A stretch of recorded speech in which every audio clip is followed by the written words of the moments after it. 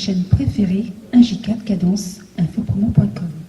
Je suis votre présentatrice Romain Bala et encore ravie de vous retrouver encore si nombreux à nous suivre sur cette chaîne préférée. Je ne vais pas tarder parce que ma voix est cassée. Nous allons passer directement au thème qui est le trafic, la séduction et le trafic d'argent. Et pour cela, nous avons encore invité le docteur Jean Ngongo qui va nous détailler pour cela. Vous savez très bien aujourd'hui que les offrandes et la dîme sont des actes bibliques. Mais aujourd'hui, les serviteurs de Dieu usent d'usurpation pour soutirer encore de l'argent aux fidèles. Pasteur Jean Ngongo va nous détailler un peu plus pour vous. Bonjour, docteur Jean Ngongo. Bonjour, ma sœur. Dites-moi, docteur Jean Ngongo, qu'est-ce qui montre aujourd'hui qu'un serviteur court derrière l'argent? Bon, avant que je commence, je voulais premièrement remercier le Seigneur qui nous a fait grâce. En particulier, je voulais remercier le PDG d'N.J4 qui m'a encore donné cette opportunité. C'est une chaîne qui nous permet un peu de l'expansion de l'évangile. Que Dieu bénisse encore cette chaîne à cause de cette faveur. Bon, je voulais un peu continuer sur ma seconde thème. Donc, je vous invite à regarder la caméra. Je voulais parler un peu sur ma seconde défense et sur la séduction. Donc, je crois que nous allons un peu parler sur la séduction au moyen du trafic de l'argent. Je prends une écriture, 2 Pierre 2, verset 1 jusqu'à 3. La Bible dit, il y aura parmi le peuple de faux prophètes, il y aura même parmi vous de faux docteurs qui introduisent des sectes pernicieuses, qui, leur maître qui les a rachetés, attireront sur eux une ruine soudaine. Plusieurs les suivront dans leur dissolution. La voix de la vérité sera calomniée à cause d'eux, par cupidité, et trafiqueront de vous au moyen de la parole mensongère. Eux que le menace depuis longtemps la condamnation et dont les ruines est éternelle. Que le Seigneur bénisse de sa parole. Je crois bien nous croyons premièrement que l'argent aujourd'hui c'est le mobile et c'est le centre presque de tout sur la terre. Nous comprenons aussi que Dieu a permis que l'Israël puisse quitter de l'Égypte pour lui servir. C'est-à-dire l'Israël ne pouvait pas servir Dieu sans pourtant avoir ce qu'il faut servir Dieu. C'est-à-dire avec l'argent aussi c'est un moyen de servir aussi l'Éternel. Mais à cause de cela, beaucoup de gens aujourd'hui, ils se sont introduits au milieu de nous pour maintenant expier la liberté d'autres personnes. Parce que la Bible dit, il y a des gens qui marchent comme ennemis de la croix, ils ont pour Dieu leur ventre. C'est-à-dire, ils pensent qu'aux choses terrestres. Ça, c'est par rapport aux serviteurs de Dieu. Oui, les serviteurs, c'est-à-dire, ils ont pour Dieu leur ventre. Ça, c'est Philippiens 3. Et ils pensent qu'aux choses terrestres.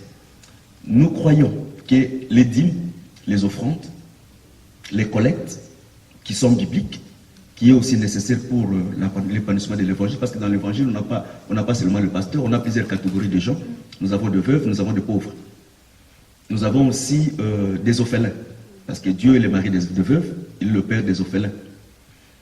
Nous croyons premièrement l'interprétation spirituelle qui dit que Dieu est le mari des veuves, c'est-à-dire nous qui avons cru, on avait plusieurs maris, mais quand on a reçu le Seigneur, c'est-à-dire aujourd'hui, nous sommes liés par notre mari qui doit prendre soin de nous comme étant de veuve.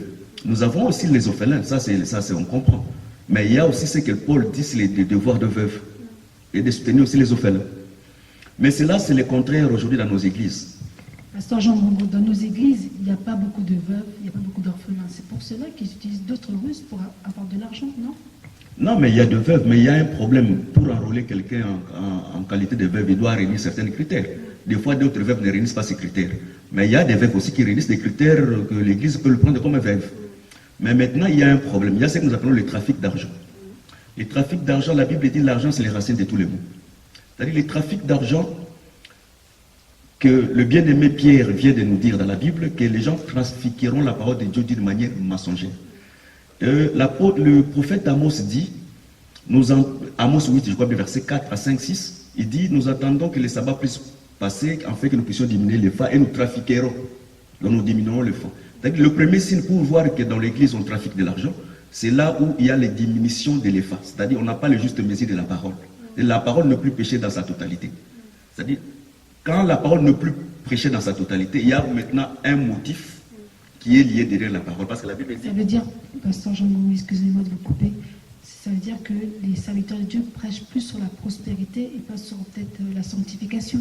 Mais le bien-aimé Paul l'a dit, avisons pour Dieu leur ventre, ils pensent aux choses terrestres. Les choses célestes, c'est la vie éternelle.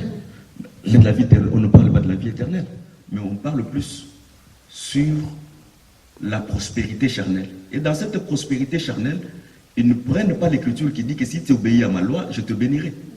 Mais il dit seulement si tu me donnes, tu verras ceci. Si tu me donnes, tu verras cela. Tu verras même de pratiques qui ne sont pas bibliques. Tu verras quelqu'un qui va utiliser l'écriture biblique mais mal expliquée. Il peut dire que je veux faire 12 carrés. 12 carrés qui représentent les 12 tribus d'Israël. C'est celui qui est entré dans cette carré, dans les 3 premiers carrés, la première personne doit donner 1000 euros. La deuxième personne doit donner 500 euros. Et dans le dernier carré, la personne doit donner 200 euros. Si nous regardons cela par rapport aux enseignements des prophètes, parce que la Bible dit l'Église est bâtie sous l'enseignement des prophètes et des apôtres de Jésus comme étant la pierre angulaire. Si nous regardons les apôtres n'ont jamais prêché cet évangile.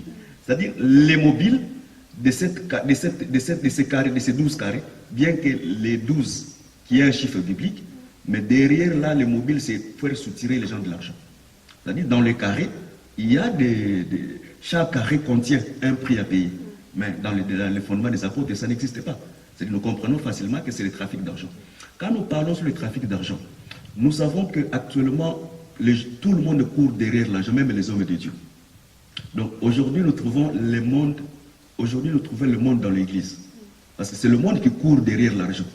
Mais quand on trouve déjà que les hommes de Dieu courent aussi derrière l'argent, ça devient un facteur, ça devient quelque chose à voir. C'est par là que nous comprenons que l'avenir du Seigneur est prêt. Pourquoi? Parce que les trafics que les gens pouvaient trafiquer, les diamants, la drogue, toutes ces histoires, ces trafics aujourd'hui s'est introduit dans nos églises. Je vais donner un petit exemple. Je suis allé prêcher quelque part. Et quand je suis arrivé, le pasteur m'a dit, je vais te vendre les terrains. Je n'ai jamais entendu ce langage. Je dis, mais tu vas me vendre les terrains, qu'est-ce que ça signifie? Il me dit que, il ne connaît pas. Mais tu ne sais pas que je vais te relater la vie de tous les fidèles qui se trouvent ici. Et quand toi, tu vas passer pour prêcher, tu vas commencer à faire comme tu prophétisais sur eux. Et quand tu vas commencer à citer les noms, toi, ma soeur, tu as les problèmes tel, tel. Il y a un frère qui s'appelle tel, il a les problèmes tel, tel. Maintenant, s'il est au courant de cela, directement l'église est en panique. Parce que ce qu'il dit, c'est vrai. Mais ce n'est pas, il a reçu de l'inspiration par le Saint-Esprit. Mais c'est quelqu'un qui l'a vendu, c'est le pasteur qui l'a vendu, qui a vendu les secrets de brebis. La confession que la sœur, le frère est allé faire sur le pasteur l'a vendu à l'homme de Dieu. Et tout cela, le motif, le but final de toutes ces prophéties, c'est faire soutirer de l'argent. Et quand ils vont soutirer de l'argent, ils vont se distribuer cet argent. C'est-à-dire, nous sommes au temps où soi-disant les hommes de Dieu, ils voient plus l'argent que les âmes. Pourquoi ne pas travailler? Parce qu'il y en a qui sont menés à 100% pour l'œuvre de Dieu. La Bible dit que l'homme va travailler avec la sueur de son front. Pourquoi est-ce qu'ils ne vont pas travailler pour faire des affaires au lieu d'utiliser l'Église? Non, servir Dieu, travailler dans le ministère, c'est aussi un travail. Parce que le ministère, c'est un service. Mais il y a certaines conditions que la personne doit réunir pour exercer à 100% les services. Paul, pour ne pas être obstacle dans le pays qu'il partait, lui-même il travaillait de ses propres mains, pour ne pas mettre barrière à l'évangile. Quand l'Église ne te permet pas de te faire vivre, tu dois chercher le travail. Mais si l'Église permet que tu puisses te soutenir pour vivre, tu peux travailler dans le ministère. Mais si l'Église ne permet pas, ne cherchez même pas maintenant à forcer pour mettre barrière à l'évangile. C'est-à-dire, nous sommes au temps où nous avons ce que nous appelons les escrocs professionnels dans les choses de Dieu. Les gens qui se sont introduits, qui ne partagent pas l'argent avec personne. Donc l'argent dans l'Église, c'est pour le pasteur, sa femme et ses enfants. Mais dans le temps de bien-aimé Paul, de bien-aimé Jacques, l'argent, on partageait l'argent selon la nécessité de chacun. Aujourd'hui, dans les églises où nous sommes, difficilement, nous voyons les gens en train de partager l'argent qui est entré dans l'église, selon aussi les nécessités des gens qui sont dans l'église. Mais l'argent qui vient de l'église, c'est l'argent des offrandes ou l'argent des dîmes qui doit être partagé normalement? Non, dans l'église, nous avons plusieurs branches des problèmes de l'argent. Nous avons premièrement la dîme qui est le salaire du prédicateur. Nous avons les offrandes et nous avons les collectes. C'est-à-dire les offrandes et les collectes permettent aussi de faire fonctionner les gens qui se trouvent tout autour de nous de l'église. Parce qu'on peut avoir quelqu'un, nous pouvons avoir quelqu'un qui le manque, donc c'est aussi une manière de lui aider. Tu ne peux pas dire à ton frère qui a froid, il a besoin d'un habit, tu lui dis demain. Non, non, donc c'est-à-dire s'il faut aider, même quand Jésus a guéri un enfant, il a dit donnez-lui la nourriture. Il a reçu la guérison, mais pour le corps, il fallait qu'on puisse lui donner la nourriture. C'est-à-dire que tu peux guérir, tu peux prier pour quelqu'un, il est guéri. Et après, tu peux lui donner la nourriture. Je vis un homme de Dieu. Il y a un enfant qui était malade dans son église, qui souffrait de l'anémie, il n'avait pas de sang. Il a prié pour lui. C'était bien, c'est pas mauvais. Mais l'enfant aussi avait besoin d'un soutien financier. Il pouvait facilement donner. C'est-à-dire Jésus, après avoir guéri, il a donné aussi la nourriture. Je vais donner un autre exemple. Il y a un homme de Dieu qui a vendu le filet rouge, soi-disant que c'était le filet à cramoisi que Rahab avait mis. Mais c'est un homme de Dieu qui est connu à Kinshasa. Il a distribué dans toute son église les fils à cramoisi. Mais les fils rouges, on voit même les stars, ils portent des fils rouges au niveau de leur poignet. Non, c'est là où que les gens n'ont pas la vraie compréhension de la parole. Il y a un problème parce que Rahab, le fil à cramoisi qu'il avait mis sur sa fenêtre, il n'a pas acheté. Il n'a pas acheté. On l'avait donné gratuit. Mais si on commence à vendre, nous comprenons que seulement c'est le trafic de la parole d'une manière mensongère. Parce que les fils à cramoisi aujourd'hui, ça représentait notre foi. C'est-à-dire, aujourd'hui, c'est la foi. Si Christ, quand il viendra, s'il nous trouve dans la foi, c'est là où nous serons sauvés. C'est-à-dire, les fils à cramoisi que Rahab pouvait garder, c'était le symbole de la foi qu'il devait garder jusqu'à ce que les espions viendront pour les faire sortir de là où il était. Mais ce n'est pas aujourd'hui ce que nous voyons les compteurs. Nous voyons quelqu'un, il a pris un détail biblique, mais il a mal usé la parole, par tromperie. Pourquoi? Parce que les gens sont aveuglés. La connaissance de la parole, les gens qui n'ont pas la connaissance de la parole, ils sont aveuglés. Voilà pourquoi dans ces derniers temps, la connaissance permet, parce qu'offrir à Dieu, on offre au son de la trompette. C'est-à-dire c'est la connaissance de la parole qui permet quelqu'un de bien offrir à Dieu. Et de pas offrir dans toutes les circonstances. Non, on ne donne pas pour le plaisir de donner. C'est parce que quelqu'un s'est élevé, il a besoin de ceci. Non, nous sommes là pour soutenir l'œuvre de Dieu. Mais il y a des critères à remplir pour soutenir l'œuvre de Dieu. Parce que les signes, les plus grands signes de la manifestation de l'Antichrist, c'est la marque de la bête. Dans la marque de la bête, nous avons personne ne peut acheter, personne ne peut vendre. C'est-à-dire, les problèmes du commerce, c'est aussi un signe dans l'état où nous sommes. Dans l'église, nous avons plus de pasteurs commerçants qui exploitent d'une manière mensongère les enfants de Dieu et pour appauvrir encore les enfants de Dieu aussi. Mais rarement tu verras un homme de Dieu. Il y a un frère qui souffre dans l'église. Lui, il a les capacités de donner aussi à ses frères. Mais seulement on donne à l'homme de Dieu, on donne. Mais non, ce n'est pas ça. Moi, je connais une église, un pasteur qui était vraiment riche, est devenu riche, mais les serviteurs, les fidèles de l'église étaient misérables, très misérables. Mais non, mais ça, c'est le contraire de la parole. Et pourtant, ils contribuaient à l'œuvre de Dieu, ils donnaient de l'argent pour la collecte des enfants orphelins de Kinshasa, par exemple, mais eux-mêmes, dans leur vie, ils étaient très misérables. Ça, c'est contraire à la parole, parce que la Bible dit nous sommes regardés comme des pauvres, nous nous enrichissons plaisir. Le rôle du ministère, c'est enrichir les pauvres. Mais si maintenant, lui, il est riche, pourquoi il ne peut pas partager sa richesse avec les autres? Parce que la Bible dit ceci. Quand je t'avais demandé quelque chose, tu me diras, oh non, Seigneur, moi, je ne t'ai jamais violé. Non, à chaque fois, quand tu donnais à mon nom, c'est moi qui tu donnes. Et à chaque fois, quand on donne un frère quelque chose au nom de Jésus, c'est à Jésus qu'on donne. Mais c'est difficile, ce que nous voyons aujourd'hui. Aujourd'hui, nous avons plus de pasteurs. Leur vision, c'est sur la vision matérielle, non sur la vision du salut. Or, quand tu lis très bien la Bible, la loi de la semaille et la loi de la moisson, on le fait que la loi du semaille, le fait de l'éternel, le fait de moisson, le fait de Pentecôte, on le fait en Cana. Parce qu'avant de commencer à fêter, il faut entrer vraiment dans la promesse. C'est dans la promesse qu'on peut s'aimer parce que c'est là où que Dieu répand la bénédiction. Voilà pourquoi tu verras l'homme qui avait la main sèche. Jésus l'a guéri le jour du sabbat. Il pouvait les guérir le lundi, le mardi, le 6e jour, mais il a entendu le 7e jour. C'est-à-dire, Jésus voulait seulement que la personne entre premièrement dans le sabbat. Quand la personne entre dans le sabbat, là où sa main peut commencer à fonctionner, c'est parce que c'est au travers de la main que nous s'aimons. Dans le sabbat, c'est-à-dire quoi? Dans la promesse de Dieu? Le sabbat, la Bible écrit, c'est moi qui ai le sabbat. C'est-à-dire que si quelqu'un, premièrement, avant de commencer à s'aimer, il doit premièrement entrer en Christ. Quand quelqu'un entre en Christ, maintenant Jésus va guérir sa main. Parce qu'on s'aime avec la main. Voilà pourquoi Jésus devait guérir l'homme qui avait la main sèche le jour du sabbat. Parce que Jésus pouvait premièrement entendre que la personne puisse entrer dans le sabbat. Mais aujourd'hui, les hommes de Dieu ne cherchent pas que les gens entrent en Christ. Si même elle est 8e, 9e bureau, ça ne veut rien, il a besoin seulement de l'argent. C'est-à-dire si tu as de l'argent, tu as de la considération. C'est ça que nous surtout l'argent qui peut venir des prostituées. Non, ça peut venir de tous les côtés. Mais on n'a pas le temps de parler à cet homme, de se repentir. Mais quand tu lis la Bible, c'est lui qui a voulu acheter le Saint-Esprit avec son argent. Mais Pierre l'a chassé. C'est-à-dire, est-ce qu'au temps de Pierre, on pouvait avoir les gens comme ça? C'est difficile. Est-ce que nous, comme prédicateurs, nous pouvons dire aujourd'hui à un fidèle, soyez mes imitateurs, comme Paul a dit que soyez mes imitateurs? C'est difficile. C'est difficile qu'un prédicateur dise en son église que soyez mes imitateurs. Parce que si tu donnais même ton argent au prédicateur et tu as noté le numéro, si tu reviens après une semaine, tu ne vas pas trouver le même billet. Donc, c'est-à-dire, dans les temps où nous sommes, nous avons plus les trafiquants d'argent qui veulent impressionner par des choses terrestres, mais aussi longtemps que nous savons que quand tu as les célestes, tu as les terrestres. Mais quand tu as les terrestres, tu n'as pas les célestes. Mais quand directement, automatiquement, tu as les célestes, tu as aussi les... Parce que la Bible dit premièrement, rechercher les royaumes et sa justice, et tout, c'est un cadeau. Bien sûr. C'est-à-dire, dans les temps où nous sommes, les trafics d'argent, qui est aussi l'œuvre de l'Antéchrist, beaucoup qui sont au milieu de nous. Voilà pourquoi tu verras les hommes de Dieu, ils courent derrière l'argent tout le temps. Ils ont des alliances, ils font des alliances à tout moment à cause des bonnets. Les gens peuvent même vendre la bonne doctrine pour avoir de l'argent. Il y a des gens qui croyaient que Jésus était Dieu. Mais aujourd'hui, à cause de la séduction des choses présentes, ils ne croient plus que Jésus est Dieu. C'est parce qu'ils ont fait des alliances pour avoir les matériels. Les matériels, quand tu as les célestes et les matériels, c'est automatique. C'est-à-dire, nous voulons donner seulement le conseil, nous ouvrons seulement la vie aux gens les gens qui ne connaissent pas Dieu, d'aimer la connaissance de la parole.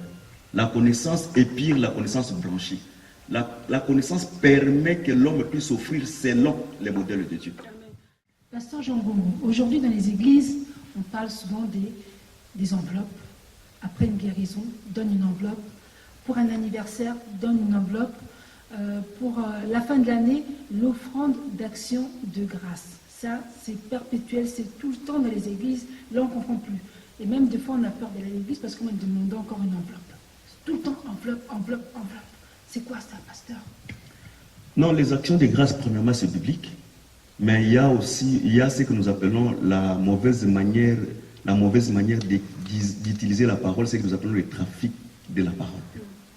Le trafic de la parole, c'est toute pratique qui tourne tout autour de la parole, qui n'a pas de fondement sur la parole de Dieu. L'action de grâce, chaque fin de l'année, vraiment, ce n'est pas biblique. Mais la personne peut faire l'action de grâce quand tu le veux, par rapport à ce que Dieu fait pour sa vie. Ça, c'est encore une libéralité. Ouais. On peut juste dire aussi merci Seigneur, et après, si on veut, on fait une libéralité, mais à qui? Mais l'action de grâce, tous les offrandes, on l'amène dans le temple, dans la maison de Dieu. Je ne peux pas dire au pasteur. Parce que parfois, il faut donner l'action de grâce au pasteur. C'est au pasteur qu'il faut le donner, au serviteur, mais pas à l'église, pas dans les offrandes, parce qu'ils mettent ça à part. Hein. Non, ça ne dérange pas. Ça, c'est l'organisation de l'église locale. Notre problème, c'est que les gens, quand ils font quelque chose qui est lié à la parole, que ce soit fondé sur la parole de Dieu. C'est-à-dire, chaque fin de l'année, donner l'action de grâce, ce n'est pas biblique. La personne peut faire l'action de grâce quand tu le veux. C'est-à-dire, si on attend le fin de l'année et que la personne meurt au mois de mars, il devait faire l'action de grâce. Non, l'action de grâce, on le fait selon la conviction, selon ce que Dieu a fait pour toi comme signe de reconnaissance. Mais quand l'action de grâce, ça devient chaque année, ce sont les enveloppes qu'on distribue dans l'église. Là, c'est déjà contraire à la parole. Ça, c'est aussi une manière de trafiquer la parole. Donc, aujourd'hui, nous avons plus des hommes de Dieu qui ont besoin plus d'argent que les âmes. Nous avons des hommes de Dieu qui donnent plus de valeur aux gens qui donnent de l'argent par rapport aux âmes. Je vais donner un exemple. Parce que Jésus, il agit différemment de nous, les héritiers de ces temps ici. Il y avait une femme qui avait mis 2 pièces d'argent dans le bassin d'offrande. Oui. Et Jésus a dit que cette femme a donné plus que tout le monde. Mais en regardant comme ça, peut-être qu'il y avait des riches qui ont donné plus en matière de monnaie, plus que la femme. Mais Jésus a regardé le cœur de la femme. C'est-à-dire, la femme a donné avec son cœur. Elle a donné plus. Elle a donné plus. Mais en termes de billets, il n'a pas beaucoup donné. Mais c'est le contraire aujourd'hui. Aujourd'hui, même si quelqu'un a une mauvaise vie, mais c'est si celui qui donne 1000, 1500, 2000 euros, c'est celui qui est considéré. La personne qui donne moins, mais peut-être il donne avec son cœur, avec le tout qu'il a. Il n'est pas considéré. C'est-à-dire, nous sommes au temps où tout le monde court derrière l'argent. Mais nous savons que la mission d'un homme de Dieu, la mission de l'Église, ce n'est pas courir derrière l'argent. Derrière un enfant de Dieu, s'il obéit à la Bible, Dieu dit ceci: si tu obéis à ma parole, j'ordonnerai la bénédiction de t'accompagner partout où tu iras. C'est-à-dire, la bénédiction dépend de l'obéissance de la parole. Quand on obéit à la parole, ça, ce n'est pas forcé. C'est automatiquement, la bénédiction va t'accompagner. Mais si tu n'obéis pas à la parole et que tu donnes de l'argent, c'est comme si tu sèmes dans le désert. Pour s'aimer, il faut entrer en Canaan, il faut entrer en Christ. Quand tu entres en Christ, c'est les liens sûrs pour s'aimer. Mais aujourd'hui, c'est le contraire. Les gens n'amènent pas les gens ne ramènent pas les gens vers la vie éternelle, mais les gens laissent les gens attachés aux choses terrestres. Voilà pourquoi tu verras, quand Jésus était venu sur la terre, il y avait une femme qui était courbée pendant 18 ans. Et la femme regardait seulement vers la terre. Mais quand Jésus est venu, il a fait soulever la face de cette femme afin qu'elle puisse regarder le ciel. Le rôle de Jésus, ce n'est pas seulement de regarder la terre. Le rôle de Jésus, c'est de regarder le ciel. Parce que quand tu regardes le ciel, tu auras un perçu sur la terre. Parce que Abraham, c'est le ciel et la terre. Il a la postérité et toi, il a la postérité terrestre. L'évangile, c'est le ciel premièrement, et après c'est la terre. L'évangile, ce n'est pas la terre et le ciel. Non, non. L'évangile, c'est le ciel et la terre. Premièrement, le ciel et la terre. Recherchez d'abord le royaume de Dieu, toute chose vous sera donnée par-dessus tout. C'est ça l'évangile. C'est ça le vrai évangile que les bien-aimés Paul, Pierre, Jacques ont prêché. Mais c'est le contraire de ce que nous vivons aujourd'hui. Aujourd'hui, il y a même des gens qui fassent racheter les gens le péché par la monnaie. Moi, on a déjà vécu ces histoires. C'est-à-dire, le péché de tes grands-pères qui ont commis, tu peux les racheter à travers la monnaie. Mais nous savons que les rachats, c'est fait avec le sang de Jésus-Christ. Et les rachats, moi, je suis incapable de payer le prix du rachat de mon grand-père. Parce que l'âme qui paie, c'est celle qui mourra.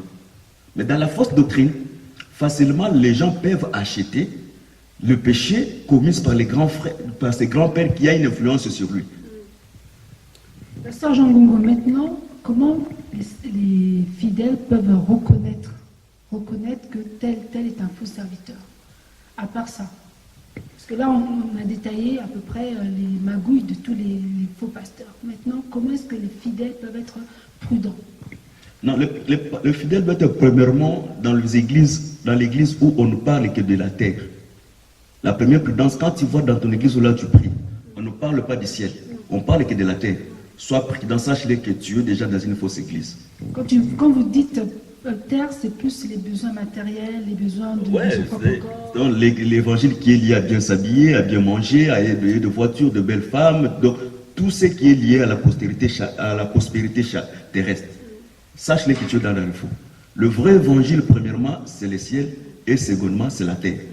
L'évangile qui ramène des impressions, c'est-à-dire, si tu me touches, tu auras ça. Si tu me touches, Dieu va faire ça. Sache-le que c'est déjà la fausseté. L'évangile qui est lié derrière chaque prophétie. Oui, revenons sur ce, si tu me touches, il y a un évangile qui dit que la chaise, par exemple, du pasteur, si un fidèle s'assoit sur la chaise du pasteur, il est béni. Mais non. On n'est pas béni quand on est assis. On voit après le culte, les fidèles qui s'assoient sur la chaise du pasteur pour être bénis, pour avoir l'onction du pasteur. Non, on n'est pas béni parce qu'on est assis sur les chaises du pasteur. On est béni premièrement parce qu'on a écouté la parole de Dieu, parce que la parole de Dieu c'est une bénédiction. Et il y a aussi, je ne peux pas dire qu'il n'y a pas des actes prophétiques. Il y a aussi des signes qui Dieu dans la diversité de l'opération du Saint-Esprit, mais qui n'est pas une doctrine. Dieu peut inspirer quelqu'un, mais que ça ne soit pas une doctrine. Mais après, ça peut être la foi de la personne. Parce que si, par exemple, le serviteur, c'est un vrai serviteur de Dieu, il a vraiment l'onction, et un fidèle s'assoit sur sa chaise, et il croit que lui aussi va être puissant, comme le serviteur, ça peut aussi arriver, non? Non, mais ça arrive, mais la foi dans la prospérité ne dépend pas seulement de la foi de la personne. Ça dépend aussi de la volonté de Dieu aussi. Je vais donner un exemple. Il y a un aveugle qui était né aveugle. On a demandé à Jésus, est-ce que c'est ses parents qui ont fait le mal ou bien c'est lui qui a fait le mal? Jésus a dit non, non. C'est en fait que la gloire de Dieu soit manifestée. C'est-à-dire, au travers lui, la guérison ne dépendait pas de sa foi. Sa guérison dépendait de la souveraineté de Dieu. C'est-à-dire, Dieu a fait un plan. Il a dit que la personne restera avec. Le jour que je viendrai sur la terre, je vais la guérir. C'est-à-dire, voilà pourquoi tu verras parmi les signes messianiques, aucun prophète de la loi n'a guéri un aveugle. Aucun prophète n'a guéri un sourd. Aucun prophète n'a ouvert la bouche d'un muet. Mais seulement quand Jésus est venu, cela s'est manifesté pour aussi accomplir les signes messianiques. Si les prophètes qui sont venus avec Jésus l'avaient accompli ces signes, on aura la confusion sur la présence du Messie. Il y a d'autres signes qui étaient les signes, c'est seulement le Messie qui devait accomplir. C'est-à-dire Jésus, quand il est venu comme le Messie, c'est celui qui avait la capacité de guérir l'aveugle et les sourds. Parce que ça correspondait aussi avec sa mission comme étant un Messie sur la terre. Mais moi, je n'ai pas vu Jésus là où il a demandé quelqu'un l'argent quand il a guéri. Non. Il n'a pas demandé. Mais aujourd'hui, tout tourne autour de l'argent. Tout ne tourne plus autour de la vie éternelle. Tout ne tourne plus autour de la gratuité. Surtout, moi, je pense que dans l'Église, ce qui doit être prêché, c'est beaucoup la sanctification. La sanctification, et il faut que les fidèles puissent connaître la parole de Dieu pour ne pas être bernés par tout ce qui se passe aujourd'hui dans notre monde. Oui, la sanctification, elle est très importante. Mais donner aussi, ce n'est pas mauvais. Mais il faut donner dans la parole de Dieu. C'est ça notre difficulté. Les gens puissent comprendre comment donner à Dieu. Et quand est-ce qu'il faut donner à Dieu? Lis très bien la Bible. Élie n'a pas offert son offrande à n'importe quel moment. La Bible dit que c'était le temps de la présentation de l'offrande du soir. C'est à ce moment qu'Élie a donné son offrande. C'est-à-dire pour offrir, il y a un facteur temps, il y a aussi la manière d'où on doit offrir à Dieu. Sinon, on va tomber dans les mains des gens qui sont venus nous escroquer. Quelle manière? Non, la manière, c'est-à-dire les gens qui se sont déjà entendus. C'est-à-dire l'homme de Dieu, quand il s'élève là, il dit que moi, je vais donner un petit exemple. Quand on demande graduellement, c'est-à-dire Dieu m'a dit que je veux 5 personnes pour donner 5 000, 5 000. 5 personnes sont levées. Après, j'appelle maintenant ceux qui ont 300. J'appelle ceux qui ont 200. C'est graduel. Mais nous savons que quand il faut donner, la Bible dit, Dieu précisait. Il dit quand il faut donner les pots de dauphin, donner les pots de dauphin. Quand il faut donner les pots, l'or pour les chandeliers, on donne pour l'or. C'est-à-dire, l'homme doit donner selon, l'homme donne selon la capacité de ce qu'il a. Parce que la Bible dit la bonne disposition existe de ce qu'on a, mais non de ce qu'on n'en a pas. Donc voilà pourquoi aujourd'hui tu peux voir un frère, je vais donner 1000 euros, mais après demain il ne va pas donner. Parce qu'il n'a pas ces 1000 euros, mais comme pour impressionner, comme tu voulais l'impressionner, lui aussi il va t'impressionner. Alors voilà pourquoi l'église aujourd'hui dans les chaos, quand tu lis dans l'église des bien-aimés Pierre, Jacques et Jean, la Bible dit il ne manquait rien. Les gens donnaient parce que les gens ne donnaient pas aux hommes, les gens donnaient à Dieu. Et cet argent servait réellement Dieu. Mais aujourd'hui c'est le contraire. L'argent dans l'église c'est pour acheter la voiture du pasteur. C'est pour acheter les habits pour ses enfants, qui n'est pas mauvais. Mais que ça soit aussi, que cette richesse qu'il y a dans l'église, qu'on les partage aussi selon la nécessité aux gens qui en ont besoin. Donc le pasteur et le dîme, et les offrandes, et les collectes, il prend tout. Bon, continuons. Comment est-ce que les fidèles peuvent reconnaître ces faux pasteurs? Qu'est-ce qu'ils doivent faire en fait pour ne plus être bernés? Non mais, quand tu as la connaissance, le problème c'est avoir la connaissance de la parole. Parce que la Bible, le Fils de Dieu nous a donné l'intelligence. L'intelligence, la parole permet que la personne puisse recevoir l'intelligence. Quand est-ce qu'il peut donner? Quand est-ce qu'il ne peut pas donner? Est-ce qu'on a le droit de vérifier aussi? Mais oui, il faut vérifier toute pratique. La parole est là pour pratiquer toute pratique de demande de l'argent. Si ce n'est pas fondé sur la parole, je ne donne pas. Voilà pourquoi j'ai dit que David dit qu'on offre au son de la trompette. C'est-à-dire, quand je vais offrir, je regarde les paramètres des Écritures. Si les paramètres sont respectés, je donne parce que c'est ma bénédiction qui est là-dessus. Mais si je donne pour pleurer, parce qu'il y a beaucoup de gens qui donnent pour pleurer. Si je donne pour pleurer, là c'est déjà en dehors de la parole. Et en dehors de la parole, Dieu ne parle. Dieu est derrière sa parole. Pasteur Jean Goumou, aujourd'hui dans les églises, on parle souvent des enveloppes. Après une guérison, donne une enveloppe. Pour un anniversaire, donne une enveloppe. Pour la fin de l'année, l'offrande d'action de grâce. Ça, c'est perpétuel, c'est tout le temps dans les églises. Là, on ne comprend plus. Et même des fois, on a peur d'aller à l'église parce qu'on va demander encore une enveloppe. Tout le temps, enveloppe, enveloppe, enveloppe. C'est quoi ça, pasteur? Non, les actions de grâce, premièrement, c'est biblique. Mais il y a ce que nous appelons la mauvaise manière d'utiliser la parole, c'est que nous appelons le trafic de la parole. Le trafic de la parole, c'est toute pratique qui tourne tout autour de la parole, qui n'a pas de fondement sur la parole de Dieu. L'action de grâce, chaque fin de l'année, vraiment, ce n'est pas biblique.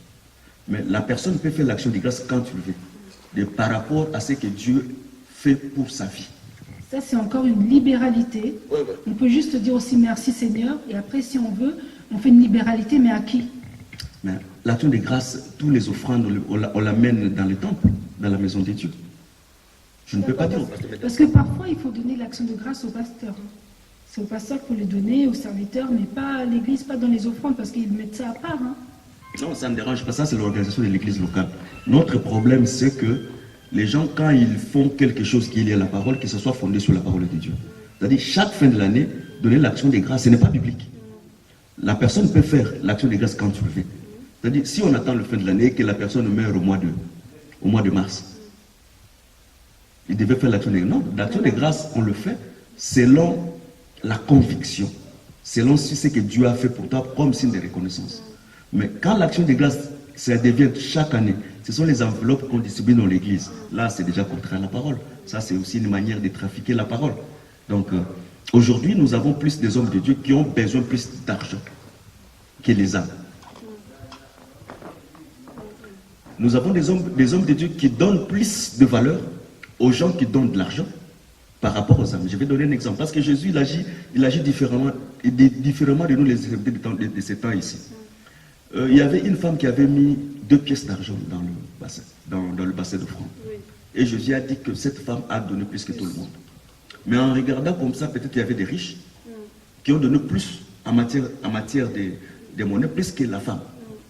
Mais Jésus a regardé le cœur de la femme. C'est-à-dire, la femme a donné avec son cœur. Elle a donné plus. Elle a donné plus. Mais en termes de billets, il n'a pas beaucoup donné. Mais c'est le contraire aujourd'hui. Aujourd'hui, même si quelqu'un a une mauvaise vie, mais c'est si c'est lui qui donne 1000, 1500, 2000 euros, c'est celui qui est considéré. La personne qui donne moins, mais peut-être il donne avec son cœur, avec le tout qu'il a. Il n'est pas considéré. C'est-à-dire, nous sommes au temps où tout le monde court derrière l'argent. Mais nous savons que la mission d'un homme de Dieu, la mission de l'Église, ce n'est pas courir derrière l'argent. Derrière un enfant de Dieu, s'il obéit à la Bible, Dieu dit ceci: si tu obéis à ma parole, j'ordonnerai la bénédiction de t'accompagner partout où tu iras. C'est-à-dire, la bénédiction dépend de l'obéissance de la parole. Quand on obéit à la parole, ça, ce n'est pas forcé. C'est automatiquement, la bénédiction va t'accompagner. Mais si tu n'obéis pas à la parole et que tu donnes de l'argent, c'est comme si tu sèmes dans le désert. Pour s'aimer, il faut entrer en Canaan, il faut entrer en Christ. Quand tu entres en Christ, c'est les liens sûrs pour s'aimer. Mais aujourd'hui, c'est le contraire. Les gens n'amènent pas les gens ne ramènent pas les gens vers la vie éternelle, mais les gens laissent les gens attachés aux choses terrestres. Voilà pourquoi tu verras, quand Jésus était venu sur la terre, il y avait une femme qui était courbée pendant 18 ans. Et la femme regardait seulement vers la terre. Mais quand Jésus est venu, il a fait soulever la face de cette femme afin qu'elle puisse regarder le ciel. Le rôle de Jésus, ce n'est pas seulement de regarder la terre. Le rôle de Jésus, c'est de regarder le ciel. Parce que quand tu regardes le ciel, tu auras un perçu sur la terre. Parce que Abraham, c'est le ciel et la terre. Il a la postérité et toi, il a la postérité terrestre. L'évangile, c'est le ciel premièrement, et après c'est la terre. L'évangile, ce n'est pas la terre et le ciel. Non, non. L'évangile, c'est le ciel et la terre. Premièrement, le ciel et la terre. Recherchez d'abord le royaume de Dieu, toute chose vous sera donnée par-dessus tout. C'est ça l'évangile. C'est ça le vrai évangile que les bien-aimés Paul, Pierre, Jacques ont prêché. Mais c'est le contraire de ce que nous vivons aujourd'hui. Aujourd'hui, il y a même des gens qui fassent racheter les gens le péché par la monnaie. On a déjà vécu ces histoires. C'est-à-dire, le péché de tes grands-pères qui ont commis, tu peux les racheter à travers la monnaie. Mais nous savons que les rachats, c'est fait avec le sang de Jésus-Christ. Et les rachats, moi, je suis incapable de payer le prix du rachat de mon grand-père. Parce que l'âme qui paie, c'est celle qui mourra. Mais dans la fausse doctrine, facilement, les gens peuvent acheter le péché commis par ses grands-pères qui a une influence sur lui. Pasteur Jean Ngongo, maintenant, comment les fidèles peuvent reconnaître que tel est un faux serviteur, à part ça? Parce que là, on a détaillé à peu près les magouilles de tous les faux pasteurs. Maintenant, comment est-ce que les fidèles peuvent être prudents? Non, le fidèle doit être premièrement dans l'église où on ne parle que de la terre. La première prudence, quand tu vois dans ton église où là tu pries, on ne parle pas du ciel, on parle que de la terre. Sois prudent, sache-le que tu es déjà dans une fausse église. Quand vous dites terre, c'est plus les besoins matériels, les besoins de son propre corps. Donc l'évangile qui est lié à bien s'habiller, à bien manger, à aider de voitures, de belles femmes, donc tout ce qui est lié à la prospérité terrestre. Sache-le que tu es dans le faux. Le vrai évangile, premièrement, c'est le ciel, et secondement, c'est la terre. L'évangile qui qui ramène des impressions. C'est-à-dire, si tu me touches, tu auras ça. Si tu me touches, Dieu va faire ça. Sache-le que c'est déjà la fausseté. L'évangile qui est lié derrière chaque prophétie. Oui, revenons sur ce, si tu me touches, il y a un évangile qui dit que la chaise, par exemple, du pasteur, si un fidèle s'assoit sur la chaise du pasteur, il est béni. Mais non. On n'est pas béni quand on est assis. On voit après le culte, les fidèles qui s'assoient sur la chaise du pasteur pour être bénis, pour avoir l'onction du pasteur. Non, on n'est pas béni parce qu'on est assis sur les chaises des pasteurs. On est béni premièrement parce qu'on a écouté la parole de Dieu, parce que la parole de Dieu c'est une bénédiction. Et il y a aussi, je ne peux pas dire qu'il n'y a pas des actes prophétiques. Il y a aussi des signes qui, Dieu dans la diversité de l'opération du Saint-Esprit, mais qui n'est pas une doctrine.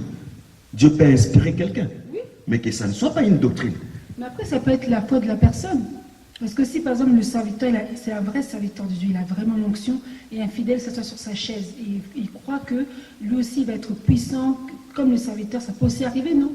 Non, mais ça arrive, mais la foi dans la prospérité ne dépend pas seulement de la foi de la personne. Ça dépend aussi de la volonté de Dieu aussi. Je vais donner un exemple. Il y a un aveugle qui était né aveugle né. On a demandé à Jésus, est-ce que c'est ses parents qui ont fait le mal ou bien c'est lui qui a fait le mal? Jésus a dit non, non. C'est en fait que la gloire de Dieu soit manifestée. C'est-à-dire, au travers lui, la guérison ne dépendait pas de sa foi. Sa guérison dépendait de la souveraineté de Dieu. C'est-à-dire, Dieu a fait un plan. Il a dit que la personne restera avec. Le jour que je viendrai sur la terre, je vais la guérir. C'est-à-dire, voilà pourquoi tu verras parmi les signes messianiques, aucun prophète de la loi n'a guéri un aveugle. Aucun prophète n'a guéri un sourd. Aucun prophète n'a ouvert la bouche d'un muet. Mais seulement quand Jésus est venu, cela s'est manifesté pour aussi accomplir les signes messianiques. Si les prophètes qui sont venus avec Jésus l'avaient accompli ces signes, on aura la confusion sur la présence du Messie. Il y a d'autres signes qui étaient les signes, c'est seulement le Messie qu'il devait accomplir. C'est-à-dire Jésus, quand il est venu comme le Messie, c'est celui qui avait la capacité de guérir l'aveugle et les sourds. Parce que ça correspondait aussi avec sa mission comme étant un Messie sur la terre. Mais moi, je n'ai pas vu Jésus là où il a demandé quelqu'un l'argent quand il a guéri. Non. Il n'a pas demandé. Mais aujourd'hui, tout tourne autour de l'argent. Tout ne tourne plus autour de la vie éternelle. Tout ne tourne plus autour de la gratuité. Surtout, moi, je pense que dans l'Église, ce qui doit être prêché, c'est beaucoup la sanctification. La sanctification, et il faut que les fidèles puissent connaître la parole de Dieu pour ne pas être bernés par tout ce qui se passe aujourd'hui dans notre monde. Oui, la sanctification, elle est très importante. Mais donner aussi, ce n'est pas mauvais. Mais il faut donner dans la parole de Dieu. C'est ça notre difficulté. Les gens puissent comprendre comment donner à Dieu. Et quand est-ce qu'il faut donner à Dieu? Lis très bien la Bible. Élie n'a pas offert son offrande à n'importe quel moment. La Bible dit que c'était le temps de la présentation de l'offrande du soir. C'est à ce moment qu'Élie a donné son offrande. C'est-à-dire pour offrir, il y a un facteur temps, il y a aussi la manière d'où on doit offrir à Dieu. Sinon, on va tomber dans les mains des gens qui sont venus nous escroquer. Quelle manière? Non, la manière, c'est-à-dire les gens qui se sont déjà entendus. C'est-à-dire l'homme de Dieu, quand il s'élève là, il dit que moi, je vais donner un petit exemple. Quand on demande graduellement, c'est-à-dire Dieu m'a dit que je vais 5 personnes pour donner 5 000, 5 000. 5 personnes sont levées. Après, j'appelle maintenant ceux qui ont 300. J'appelle ceux qui ont 200. C'est graduel.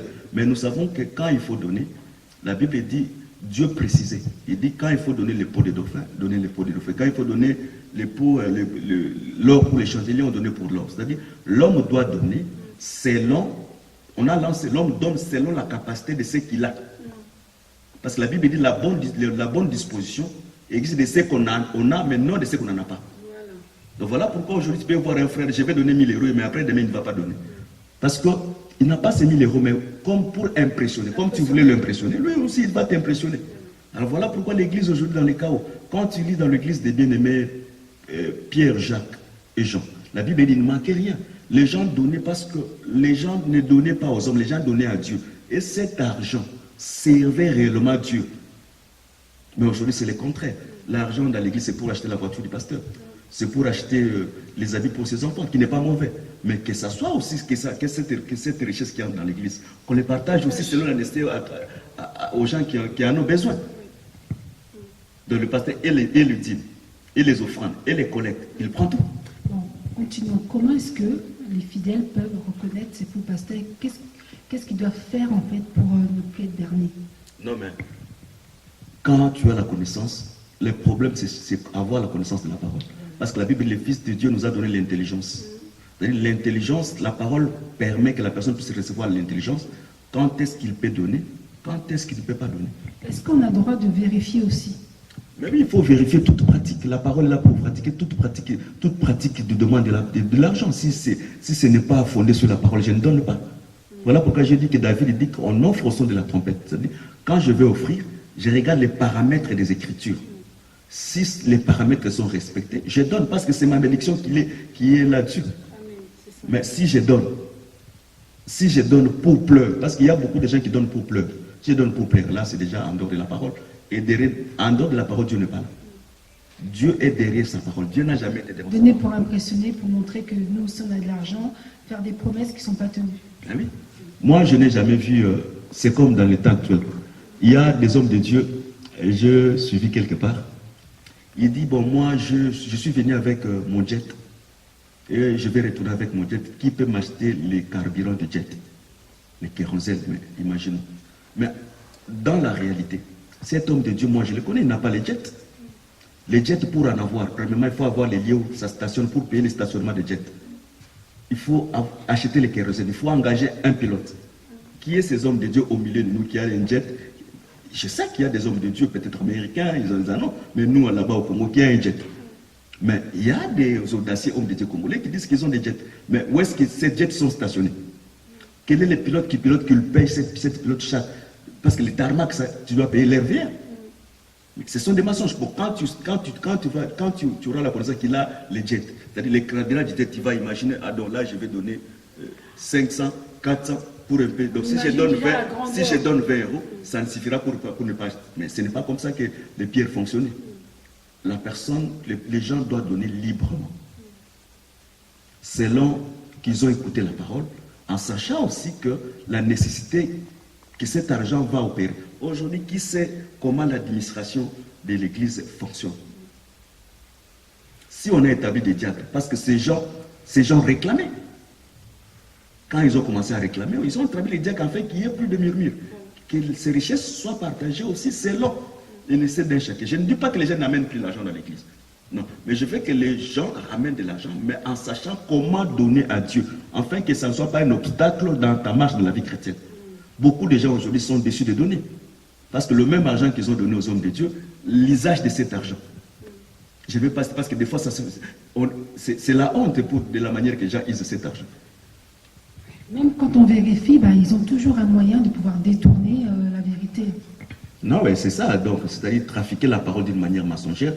C'est ce que je peux dire presque à la fin de notre émission. Ce sont les gens qui ont le Dieu, leur ventre. Ils servent Dieu pour le ventre. Ils ne servent Dieu pas pour de bons motifs, pour que les gens puissent hériter la vie éternelle. Eux-mêmes, ils ne pensent pas à la vie éternelle pour eux-mêmes. C'était bon. Tu as 3 minutes. Pasteur Jean Gongo, en tout cas, merci pour les révélations que tu as pu nous faire. Je pense que ça a pu aider beaucoup de personnes qui ont donné en libéralité, mais d'une manière aveugle, et de savoir où est-ce qu'on sème, parce que là où on sème est très important, ne pas s'aimer dans le vide. Pasteur Jean Gongo, aurais-tu des remerciements à faire? Oui, bon, je remercie tous les hommes de Dieu, premièrement. Je remercie le pasteur Johan, qui nous a donné ce place. Je remercie mon frère Jodel. Je remercie ma femme, en particulier, Gina, je la remercie. Je remercie ma belle-sœur Philippine et je remercie